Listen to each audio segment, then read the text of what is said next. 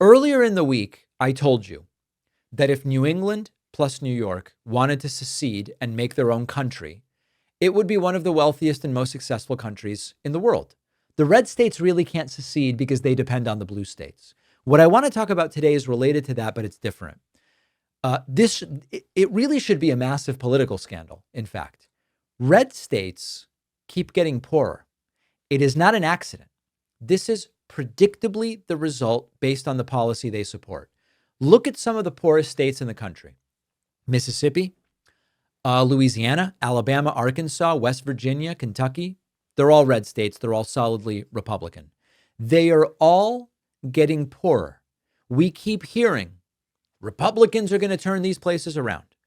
And meanwhile, we find the richest states, Massachusetts, New York, California, Connecticut, Minnesota, they are all blue states, states with the highest minimum wages.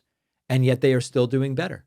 Stronger worker protections and more union members, and they are still doing better. Better funded schools, and they're still doing better. Social safety nets, and they're still doing better. And if we look around the world, and I mentioned this on Tuesday, you see Denmark, you see Sweden, you see Norway, you see countries with strong socially democratic policies ranking highest in prosperity, happiness, health outcomes, economic mobility, universal health care, strong education systems, worker protections. They have all the things that Republicans like to say will destroy a state. And yet, the most successful countries around the world and the most successful states in the US share those socially democratic policies. They are not socialist hellholes. It's still capitalism. The American states that most closely mirror that model are the most prosperous. The connection is not subtle. You look at the red states and what's happening.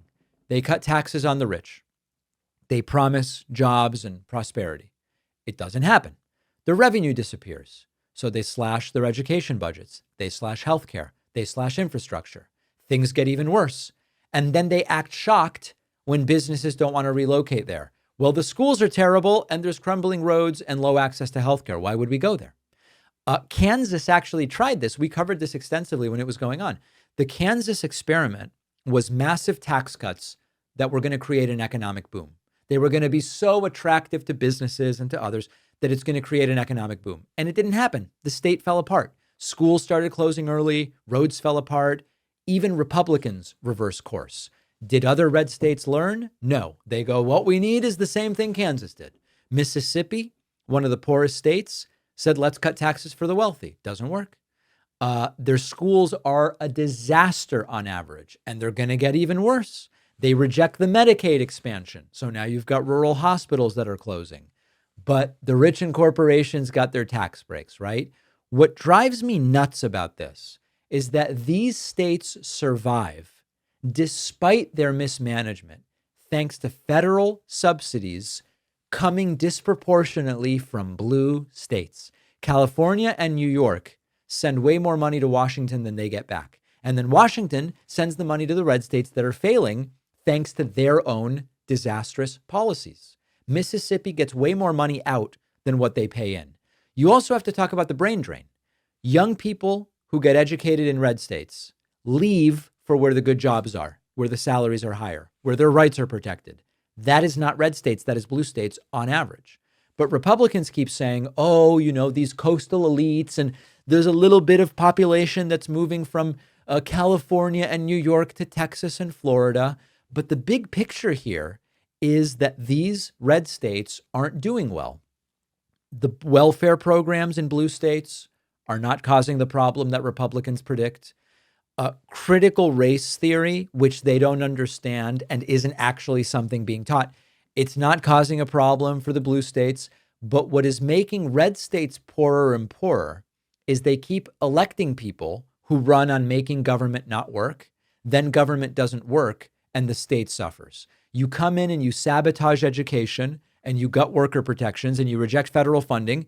And then you point at the wreckage and you go, look, government doesn't work. Well, it's government that they are voting for and government the way that they are doing it. And meanwhile, we've got the proof.